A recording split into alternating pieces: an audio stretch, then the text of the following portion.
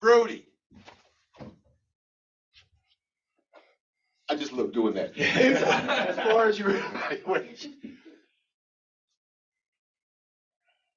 your introduction, I really enjoyed with the definition because like Lisa, with the title of the speech, I wasn't really sure, but after your definition, I was pretty clear of what to expect.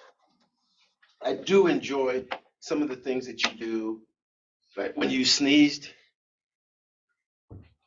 And I know it wasn't real because I didn't see anything going on. But it was really refreshing. And then you were using so many good examples,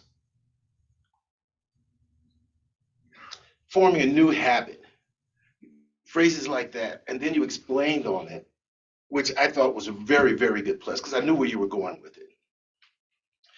When you use the example of path through the forest, at first I lost where you were going with it, but then it made sense at the end. I think there's a talent in there as far as a storyteller, because a lot of times people are too exact when they're explaining something. And sometimes being exact, you kind of miss something. I don't know, it's kind of weird. I like to listen to a lot of people. And I think that's a really good talent. So I want to try and figure that out and how I can do that and incorporate that in my speeches. I like the way you gave examples, but you gave two. One of the things that I learned when I used to do sales is never give a customer 3 options. You'll never get an answer because they'll go back and forth, back and forth. 2 is the most. And I like the way that you gave 2 examples and they fit the purpose of your speech and what you want to come across with everyone. I also like the thing about the spiders as an uplifting example, because it was very up there. Everything else was like, oh. And then you gave the uplifting example about spiders. I've known people that are freaked out on spiders, and I was imagining them in a room with spiders, and I'm like, that's not good.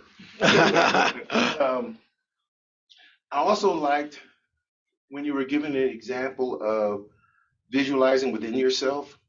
And you stood here and as you were explaining it, you had your eyes closed. Great visual, great visual. I really like the example of 1 step at a time in your closing, because that really summed up the whole word of coward in your speech, because that was a different concept. I looked at it as a buzzword, just like your speech was bad. But if I didn't go, oh, you would say, really? Now it's like, thank you. And thank you, Brody, for an excellent speech. And my mind is working because I always find I'm a coward somewhat too.